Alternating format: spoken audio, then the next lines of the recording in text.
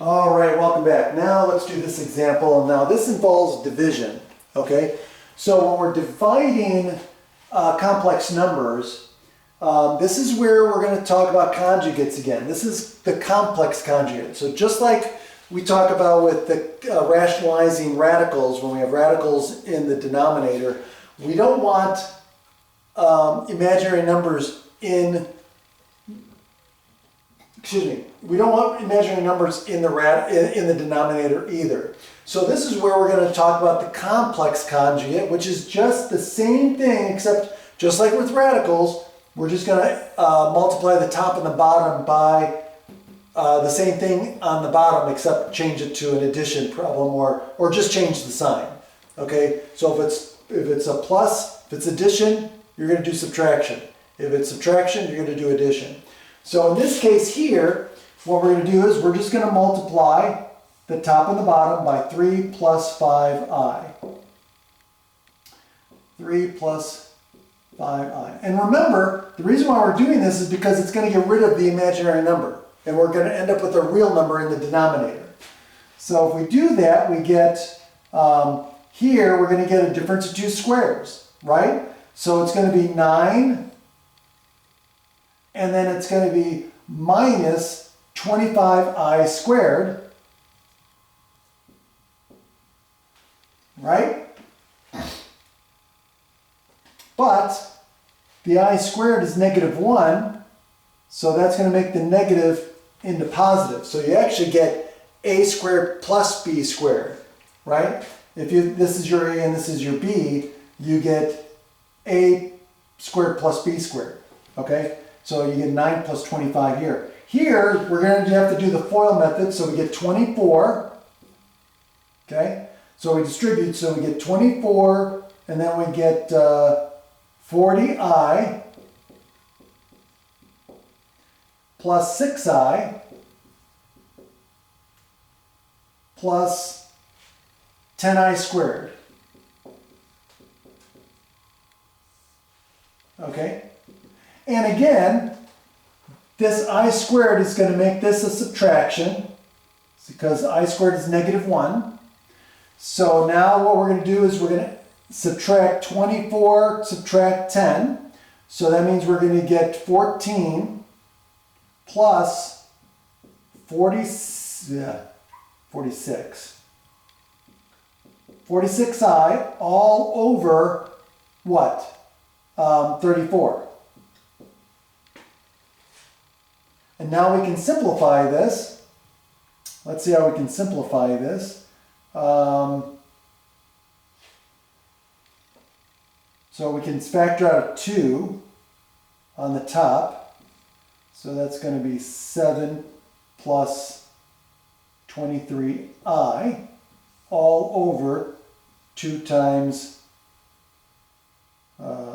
17. Okay?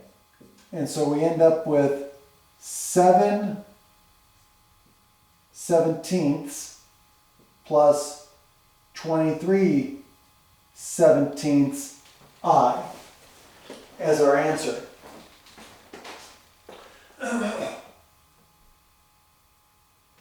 All right, so now the second one, okay?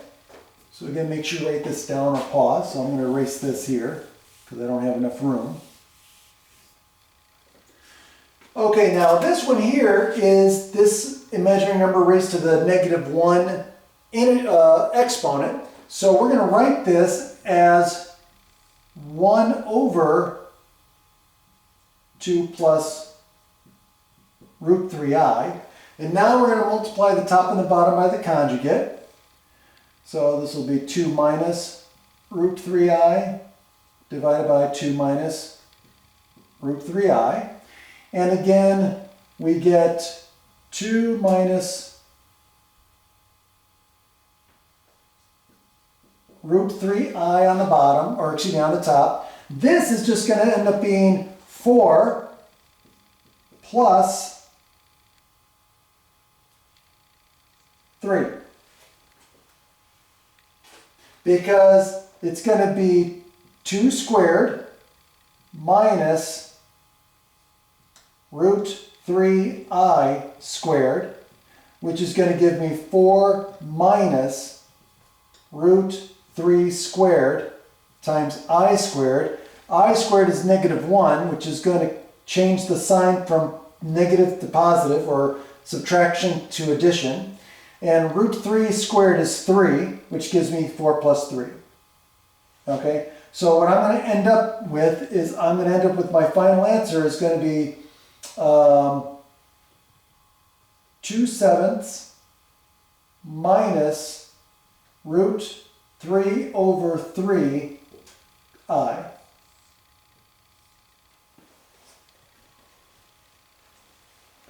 Okay, and so that's, and there's nothing you could do to simplify it any further than that.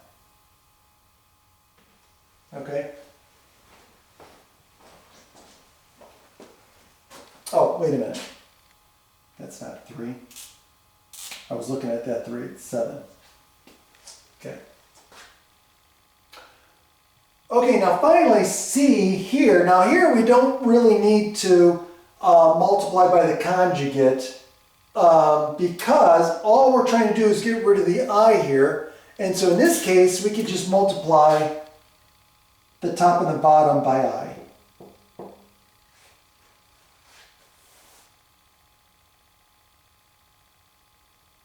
I mean, if you wanted to think about this as 0 plus 5i and multiply by 0 minus 5i, you'll get the same answer because the 5's will end up canceling each other out at the end.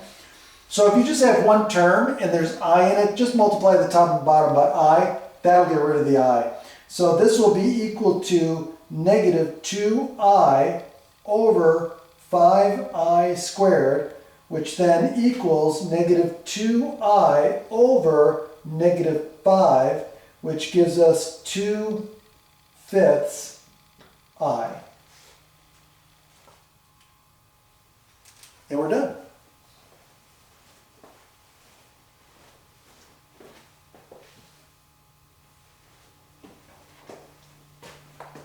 Okay, have a great day.